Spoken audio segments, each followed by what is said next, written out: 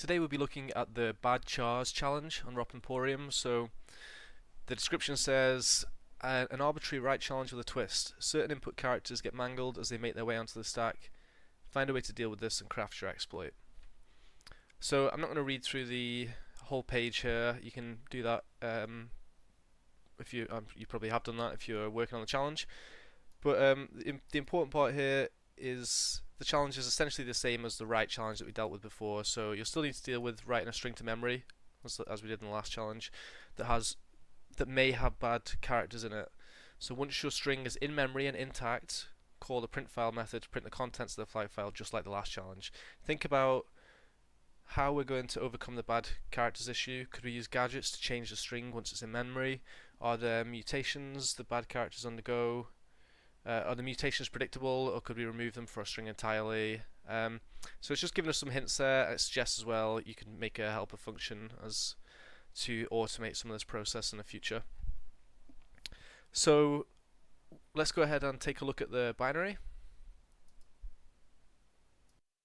Okay, so we're going to go through some of the usual file checks here. I'm going to try and do as much as possible through GDB pwntools as possible.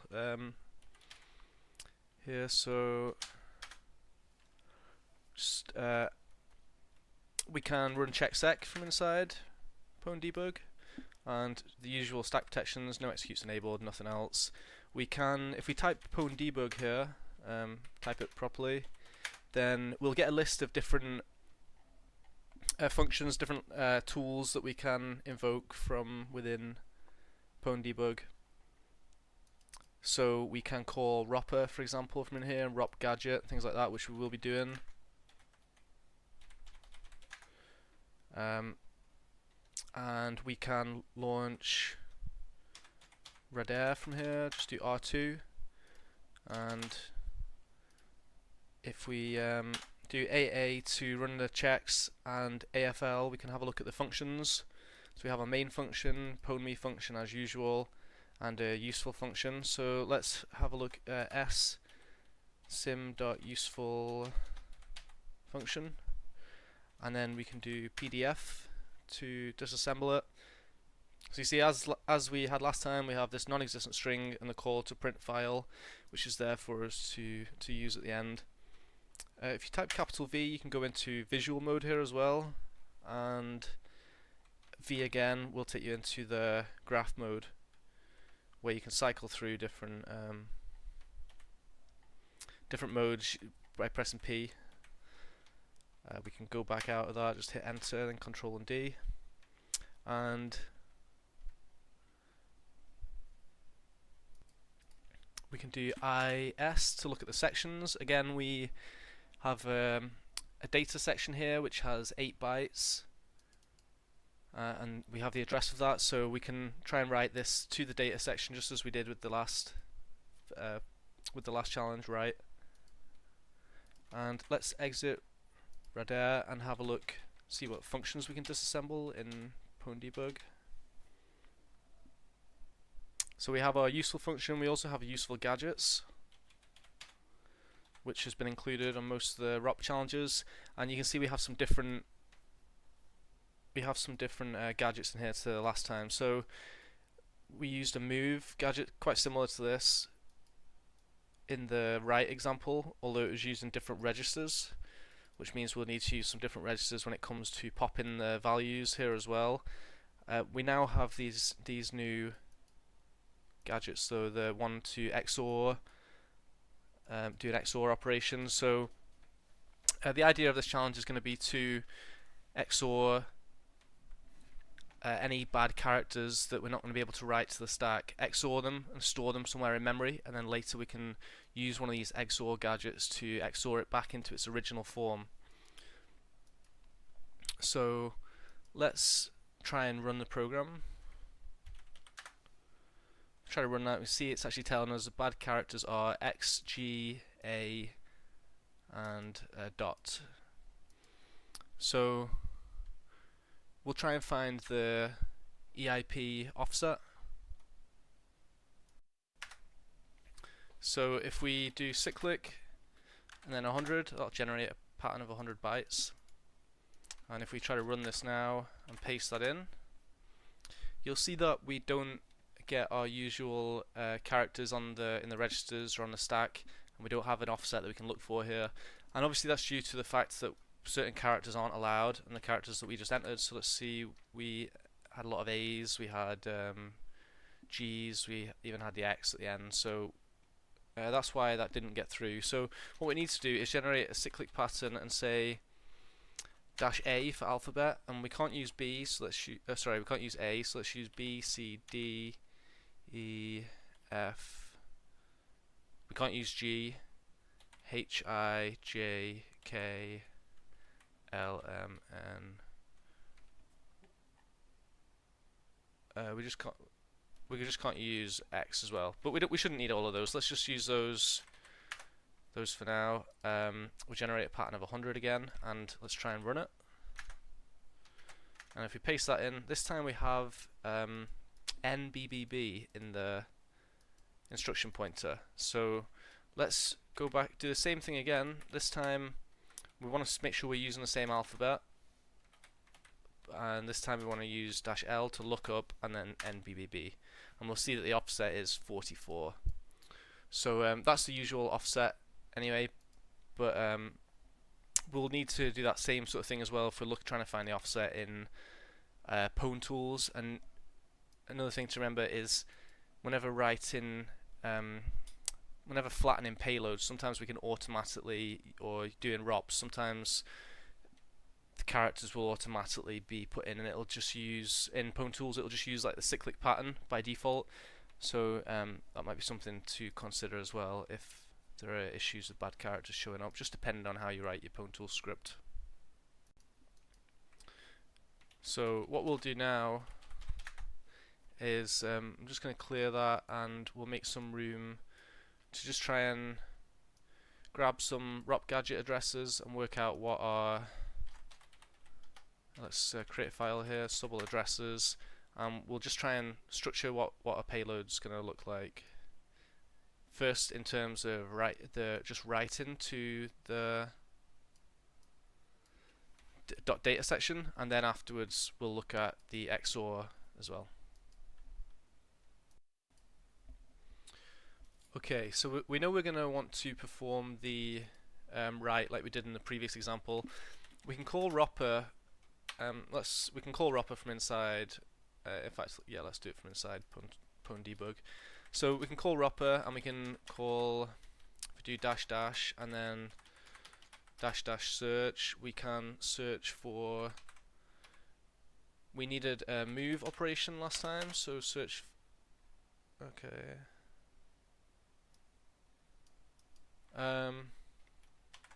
Actually, I'll do that outside of the application. I think because we've started running that, it found some more, because we already ran. Let's have a look here. ROPER -F, if we pass in badchars and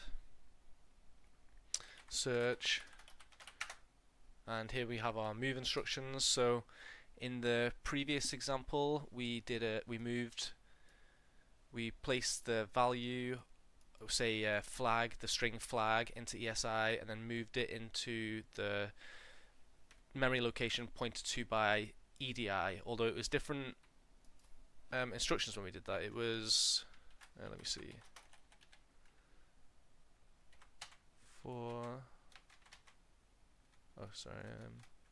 cat for write 132. So in that example, in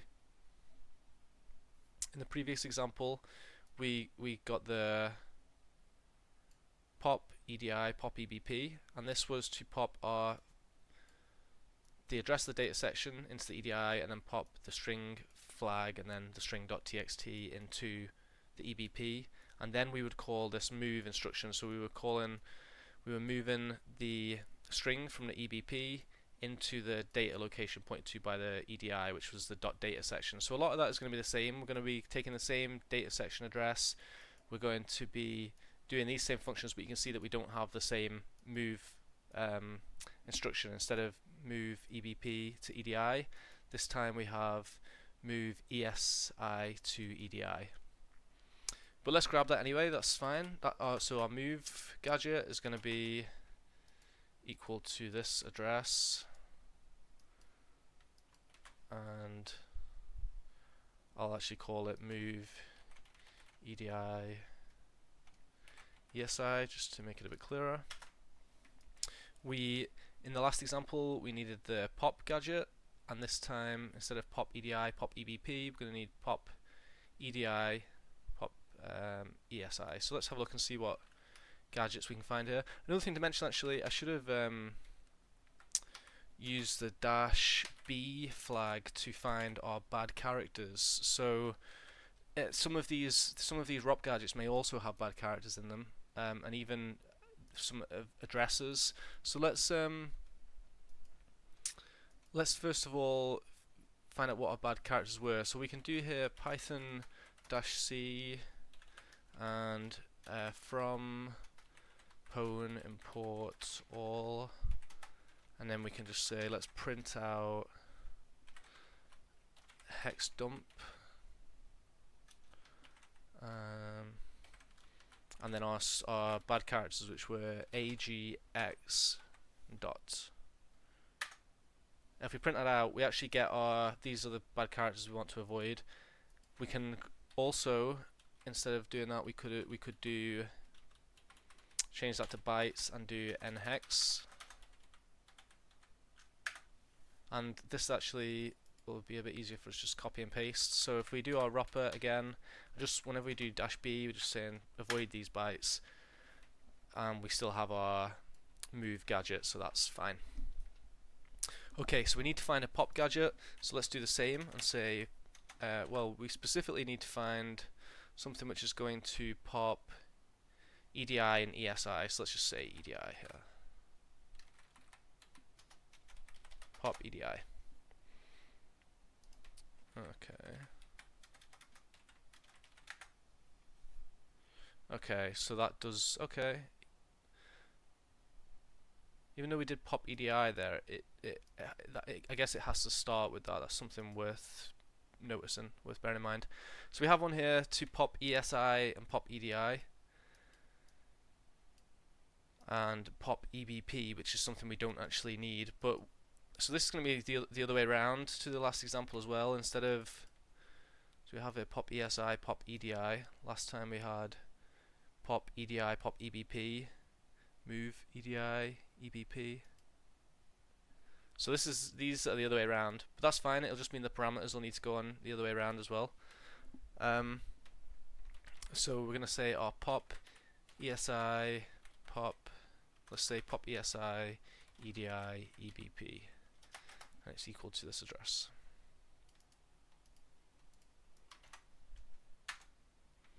Okay, and let's just do these in order. So we'll be popping first. What we're going to do is we're going to pop our data address and our string, which say it's not going to be flag because obviously that's going to be blocked. But let's just say that for now. So if we pop into ESI, sorry, if we have a look at our move again,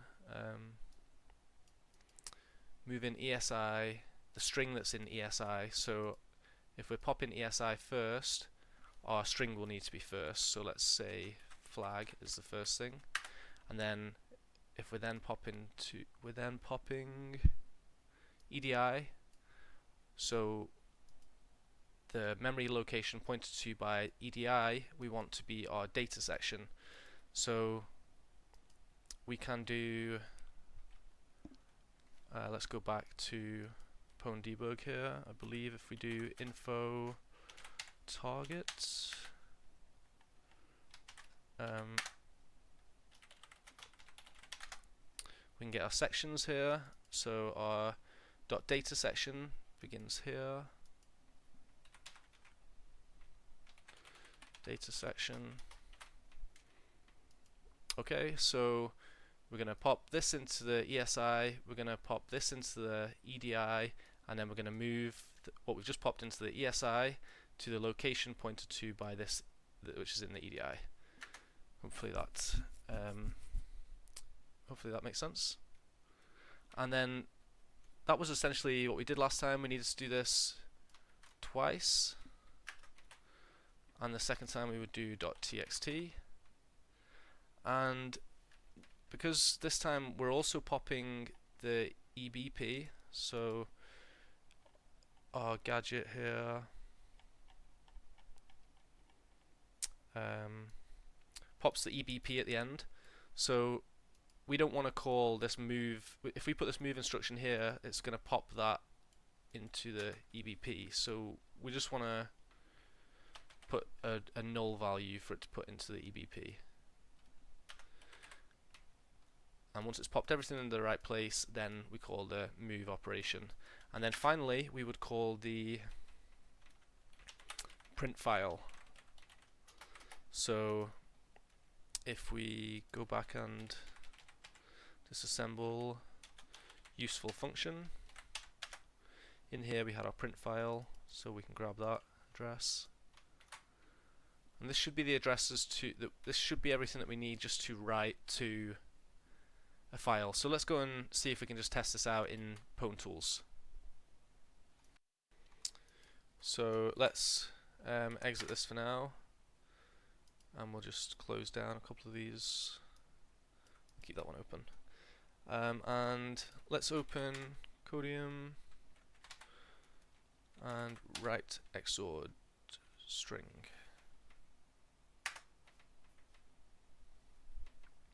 So this is a script that we've been using as kind of a template for each of the challenges, and I'd moved this find EIP into another function previously. You can see that this has been updated slightly just to use the alphabet. Obviously we need to make sure that the bad characters weren't in the alphabet. We changed this a little bit just so it prints out the bad characters at the start. And then this is the same as our write challenge. So we put in the address of, let me actually make that a bit more visible. So we have the address of our data section ending in 1.8. We have our pop ESI, pop EDI, pop EBP. Ending in B9, we have our move EDI, ESI, and in 4F, we have our print file ending D0. So that's all the same stuff that we've put together here. We just print out those addresses just for the visual effect. And here we need to do the XOR. So if we don't let's try this first without any XORing. Let's say XORed string equals flag.txt, and this is the same as we had last time. So we go to our offset, it's 44 bytes. This is obviously the opposite way round to last time. Let me go back to our script here. So in the script here, we found our offset. We popped data to the first register, and then we popped flag to the second register, and then we moved it. And you can see in this one, instead of popping data first, we actually popped the string first. Then we popped the data section address, and then we also have that pop EBP instruction, which we didn't need. So we just put a null 4 bytes there. And then finally we have our move, just as last time. So all this is pretty much the same. Our string, we send the first 4 bytes, and then we send the next 4 bytes, and then we call print file and pass in the memory address of our data section. So if you haven't been through the write challenge, this is all very similar. If you have, then I'm probably boring you with going over it all again, but there's plenty of comments in here. This script's up on GitHub if you want to follow along through or have a read through it yourself. Let's try and run that write XORed string. Okay. XORed string, let's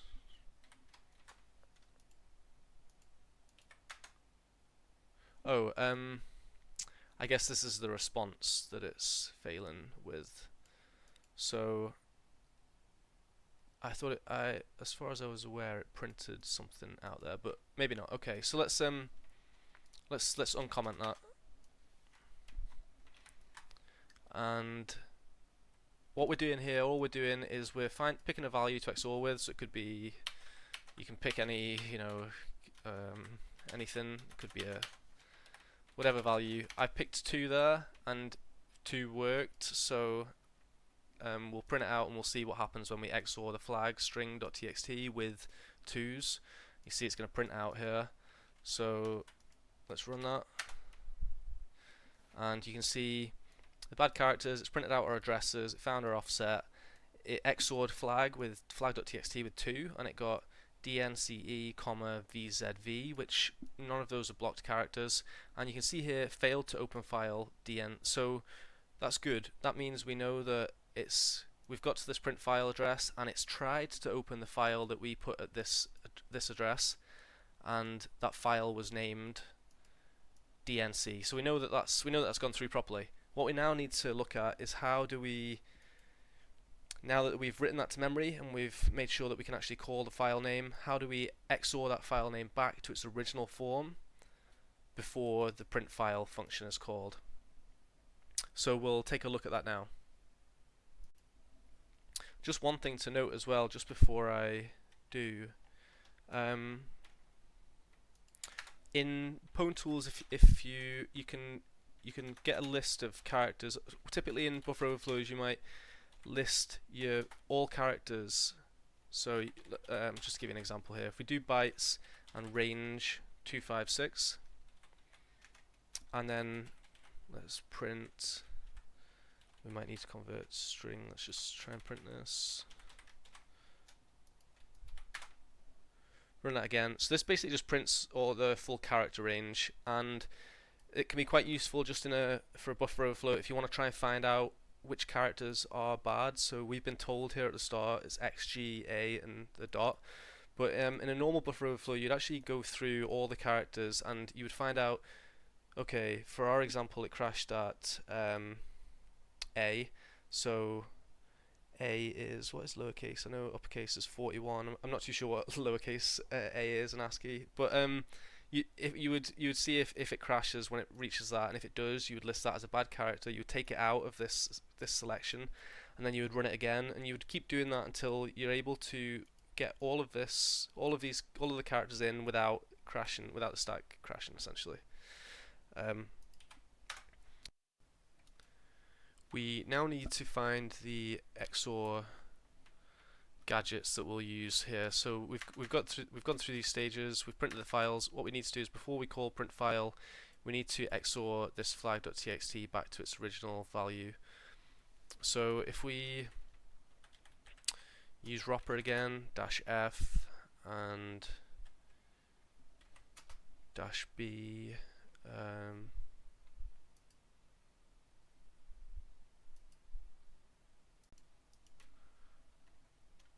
actually,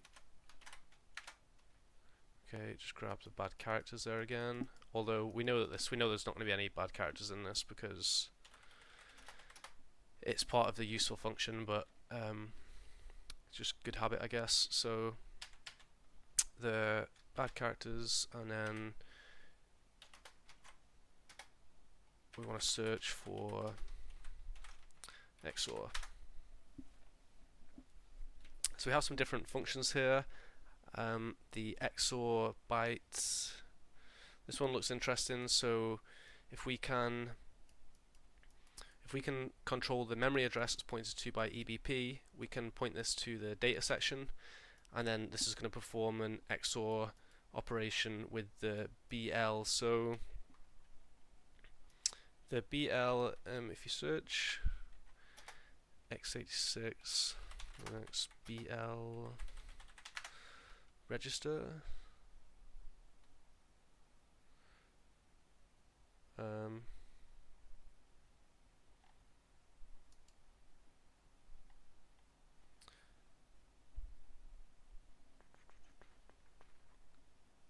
where is BL? Okay, here we go.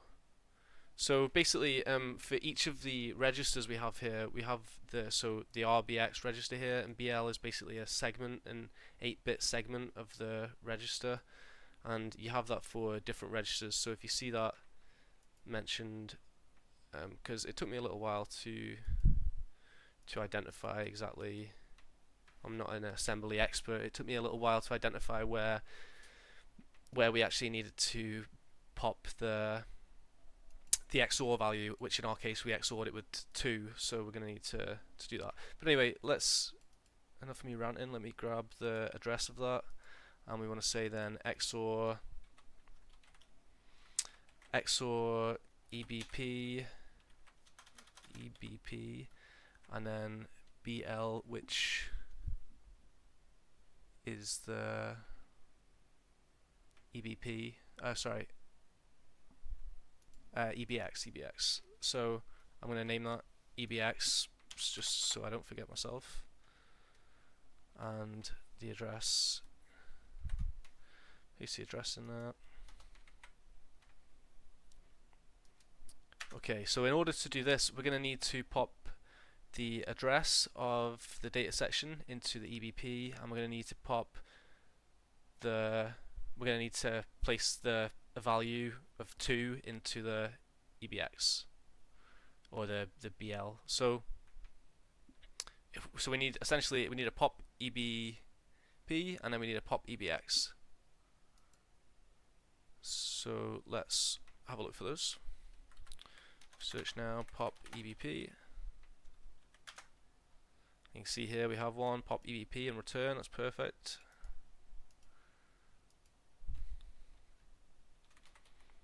Pop EBP equals, and then EBX as well. And we have another one, pop EBX. So first we would want to call these. We want to first pop the values in. So pop EBP, and we would pop in our data section. So I'll put the whole thing there, data section. And then we would pop our EBX, which will be the value 2. And then we would call XOR to XOR the byte in the memory address pointed to by the EBX. Sorry, by the data.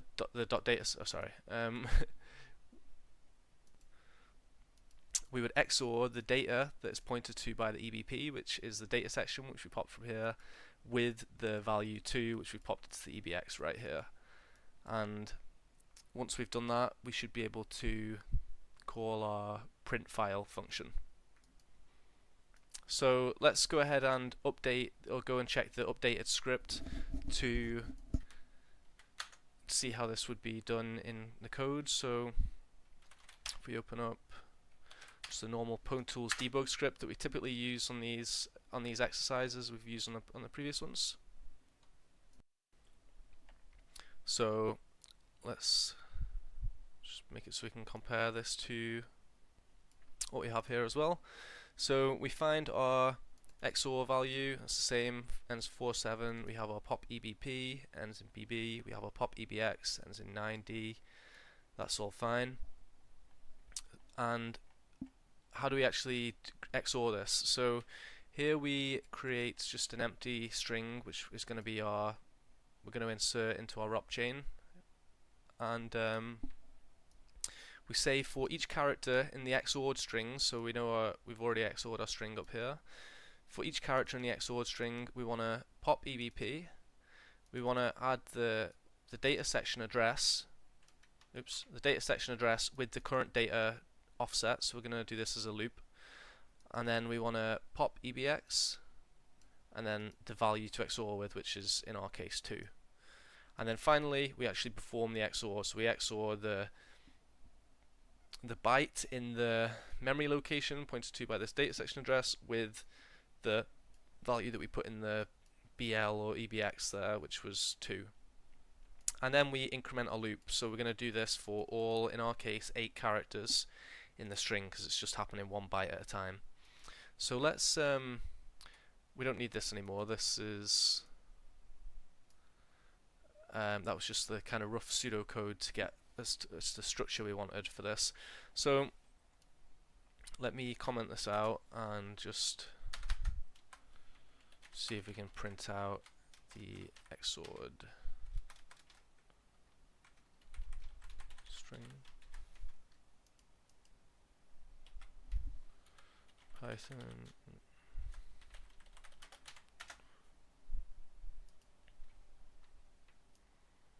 Oh, not the XORed string, XOR exploit. Okay, so we just got our bytecode there. Okay, that's fine. So essentially, we've packed all of that. We've put that all into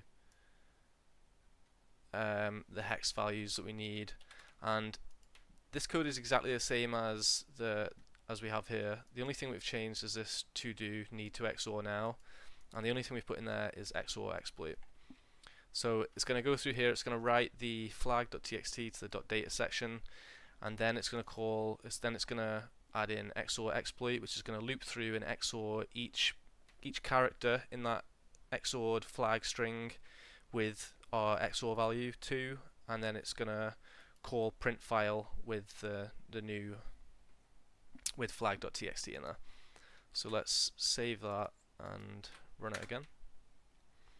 You see here we have all our addresses. We XORed flag with 2 and got this, and then we XORed it again in memory and got our flag. So that's great. Let's have a look at autopwn script as we usually do. Now the autopwn script's not quite as normally we try to just reduce this code and complexity as much as possible and take advantage of the pwntools functionality. Maybe I'm not maybe there's a way to do some of this in pwntools not to speed it up, to make the code a bit more elegant, and so that a lot of the stuff is done behind the scenes for us. But let's have a look at it now.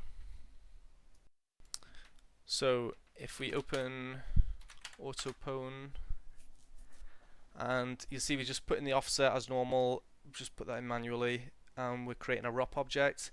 We find our gadgets. We find our gadget here just using a find gadget instead of doing it manually. One thing here is, I mentioned previously, pwntools hides non-trivial gadgets, so actually the move gadgets are hidden, the XOR gadgets are hidden, and we can either, unless somebody else knows another way to do it, in which case I'd be very interested if you could leave in the comments, but the options to me seem to be either to go and find the address manually using ROPER or something like that, or looking at the assembly and pasting it in here.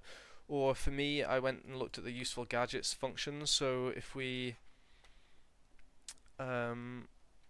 let's go, well, let's do pwn gdb pwn debug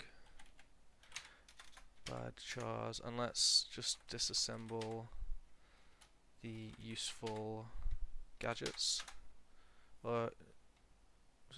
Useful gadgets. So the way I grabbed this here is, instead of putting in the address, I actually said use the elf.symbols and then +12 for our move gadget and then +4 for our XOR gadget, rather than putting in the address. But I would have preferred a better way to do that. We find our other gadgets anyway using the find gadget function in the ROP object. We XOR as usual, and then as we did in our write exercise, we're able to just call ROP raw with all these parameters, rather than doing that in the payload flattening section. We XOR our string, we XOR our exploit, do our XOR exploit exactly the same here, and then just add it to the ROP.raw, and then we call ROP.printfile. So it's a little better, but I'd be interested to see if there's a better way we could do this. If anybody's got any scripts they'd like to share in the comments, please do. But anyway, we generate our ROP chain, so get the raw bytes, and then we say at this offset, which was 44, just give us this whole ROP chain. So let's run this and see what this looks like.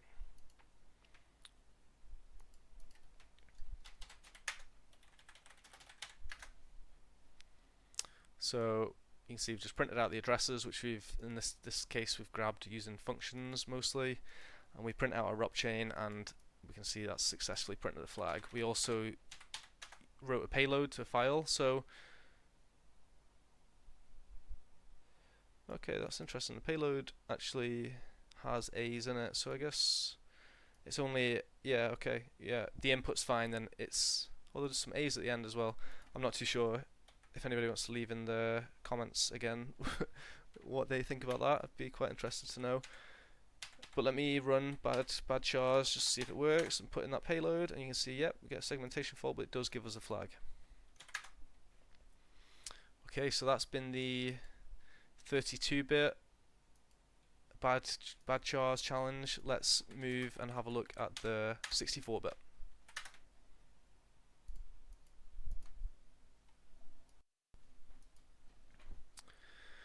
Okay, so we're going to open this up in GDB.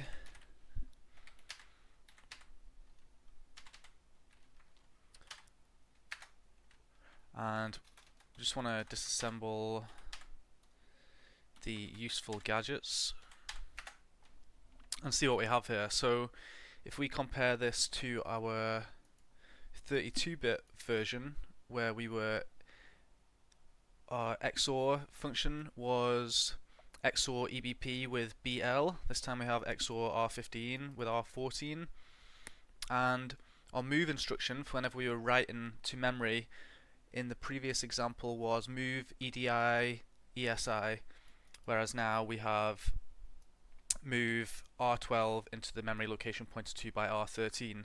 So we just need to find gadgets to match this then. So if we're going to be using the R14 and R15 registers for XORing, we need to be able to pop our values in there. And if we're going to be moving from the value from in the string from in R12 to write it at the memory location pointed to by R13, we're going to need to be able to pop into R13 and R12 as well. So that's fine. Let's create a cyclic pattern, and we need to do our alphabet. Let's just remind what the bad characters were. X, G, and A. So if we do cyclic dash A for alphabet, and we don't want A, we want B, C, D, E, F, no G, H, I, J. And let's do 100. We've got a pattern there. And if we run this again, paste that in, and we can see we've not managed to get it into the RIP as usual because it's 64-bit, but if we take this value here, the end of the RBP, we can do cyclic dash L. We need to also use the same alphabet, so make sure the alphabet's the same. Dash L, and it's 36 from there, so that would make the RIP 40. The other option would be to just grab this from the RSP and use that as the value instead, and that will give us 40. So we know what the offset is. That's all fine. I'm not going to go through structuring the payload and stuff because it's going to be very similar to our last example. We'll just jump straight into the pwntools. Let's just first of all, so we had the gadgets that we needed there were, let's disassemble our useful gadgets function again. So we had this XOR R15 R14, so we're going to need something to pop R14 and R15. So let's have a look at ROPER dash F badchars, and let's search. We should really be putting in which bad characters we want to avoid here, but we know obviously that there will be some instructions in here that we're able to use because it's been created for the challenge. So let's just search pop. We want to pop, what were those ones there? We wanted R14 and R15, so we have one here, pop R14, pop R15, so we're going to want this gadget. We also have our move function where we're going to write, so we need R12 and R13 pop as well. And we have R12 and R13 here. We also have some additional pops that we're not going to need, so we just need to remember that we're going to have to put on some empty parameters or that aren't going to be used if we use this function. So let's open our... First we'll open the pwntools script to just write the XORed string as we did in the previous example.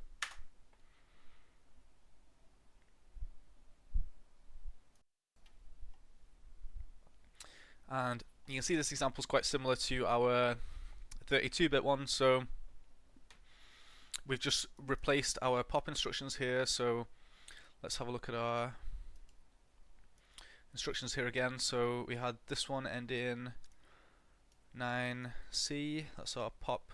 Okay, try and get the right window up. Pop R12, pop R13, that's this one, and in 9C we have our pop R13, R12, which is, oh sorry, move R13, R12, so let's search for that. And actually, I mean, we don't really need to search in here because it's in the useful gadget, but there we have that, ending 634. Okay, can't keep my windows open. And then finally there's a pop RDI gadget which we use just to get the parameter put in place for whenever we call print file. So if we search pop again here, we have a pop RDI, and that's ending in A3. You see that? A3, we have our print file just the same as we've done previously in terms of locating that, and then we print out all these memory locations, all these addresses. We do our XOR, exactly the same code as we did previously, and this is going to XOR flag.txt with the value 2. We could change this to 3 if we want. Let's change it to 3 just for, why not? And then we call our EIP offset, which in this case is 40, but we're actually finding this manually, and you can see here we've specifically used the alphabet to avoid the bad characters. So we find our offset, it's going to be 40 anyway, and then after 40 we're going to say let's pop the string, let's pop this string into R12, which is going to be the first part of our flag, which is already XORed.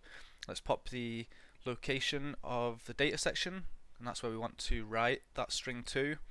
And then if you remember, we couldn't find a gadget that only had our R12 and R13, so we just need to put in some parameters just for the R14 and R15 so that this instruction then can be carried out, which is going to move the first half of the string stored in R12 to the memory location pointer 2 here in R13. So quite similar to the examples we've been looking at anyway, in terms of the last write exercise and then the 32-bit version of this badchars exercise. So we need to do the XOR, but let's just test this and make sure it's working. So we've added the pop RDI command here to make sure that the parameter is set up for, so we want to pop this data section address into the RDI so that whenever print file is called, it looks there for this address. And I think that's it. Let's run that and see how it looks.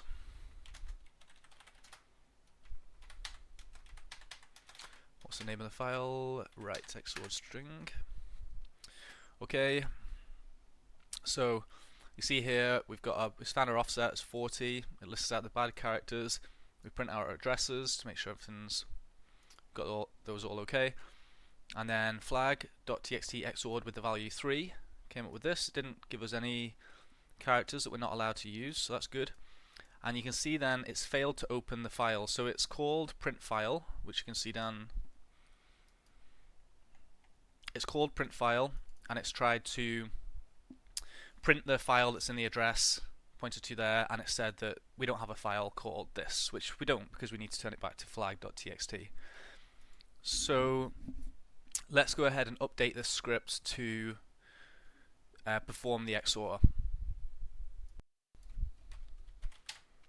So we'll just open the pwntools debug script, and here essentially everything is the same except we have added these addresses for the XOR. So if you remember, we need to, the XOR gadget we have here is XOR a byte from a byte in the R14 register with a byte that's pointed to by the R15 register. So this will be pointing to the .data section, and then this is going to have our value 2 or 3 or whatever we want to XOR in.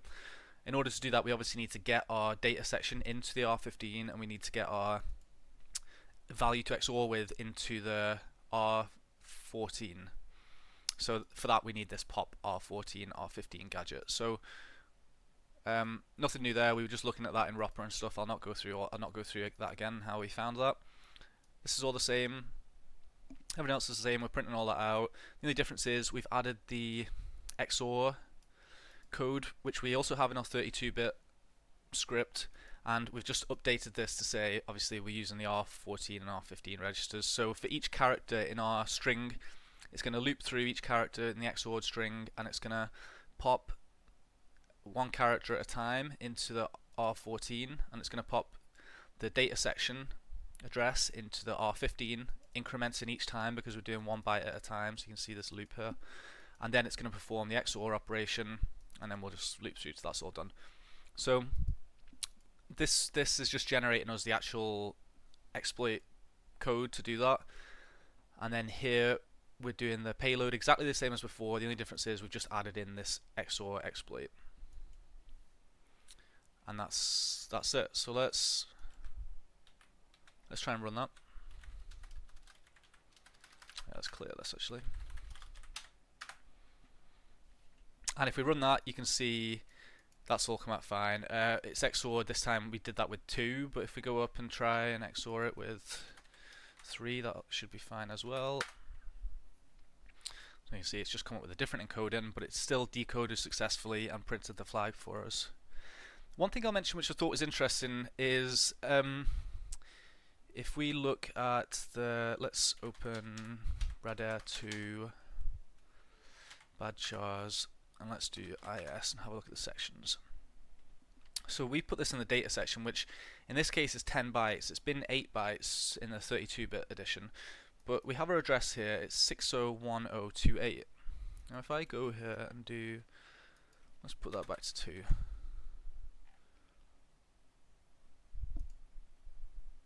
You can see here that the data section address I actually have 30 there, so let me put 28 and try and run it again. You see, failed to open flag.tzt.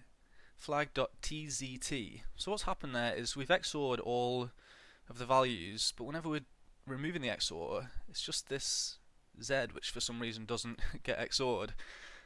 Essentially I tried playing around with it, and I just found that if we, rather than writing, because we've got 10 bytes there, rather than writing in the first 8 bytes, if we write in the last 8 bytes, it works. So that's why I changed this to 30. I tried changing it to 29 first, and let's see what happens there. See, it's just moved it's the V now that it doesn't XOR. So I'm not too sure exactly why that's the case. If anybody wants to let me know in the comments, I'd be interested to hear that. But that works for us anyway now with that script. So let's look at another script just to try and automate some of this and reduce the amount of code and kind of manual searching for gadgets and for addresses that we've done in this first example. Let me close some of this stuff down.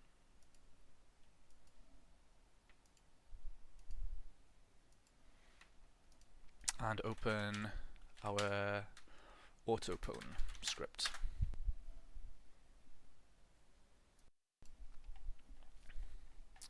So in this script we have manually set our offset, although we could easily copy and paste our code to do this automatically, but just reducing the amount of code here because there already is quite a bit.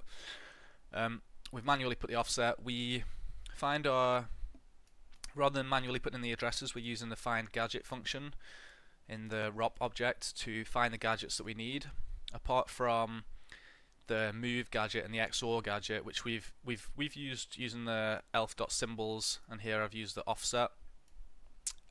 If you look in the 32-bit example there, we did the same thing. Essentially, pwntools hides non-trivial gadgets, which apparently includes the XOR and the move operations, because we're not able to actually search for any move gadgets here, which seems pretty crazy to me. If anybody again knows if this can be done at all in pwntools without unnecessary hassle, without making it life harder, then I'd be interested to know. But all this is the same anyway. Essentially, we don't need the pop RDI gadget because we can call ROP.printFile here with the data section address as a parameter. We don't need to first pop the data section address into the RDI before calling that. ROP will take care of it all for us. So this is all the same. We've created doing our XOR. Everything's all the same. The only difference here is we're now calling ROP.raw. We call everything at once. So we do our pop. We're writing the XORed string to memory here. This is the parameters which we didn't need to put in because we're not using the R14 and R15 registers. Then we write it to the memory, and then we call this XOR exploit to XOR it back to its original form. Once it's back in its original form, we just call ROP.printFile because this is a function that's already existing there. We can just call that and pass in the data section address as a parameter. And to build our payload, we're just setting at the offset, just say let's put this whole ROP chain. So let's run that and see how that looks. And you can see here we have printed out our ROP chain in the raw byte format, and the ROP chain has been sent off and got us that flag. Now that we've written that to payload as well, we have this payload here, and we should be able to just run badchars and pass in the payload, and now we get our flag straight away. So this has been the badchars, bad characters exercise. I hope you've enjoyed this. If you have any questions, or if you want to check out the scripts that I've written and follow along, then you can have a look in the description. I have a link to the GitHub for the scripts. Alright, thank you.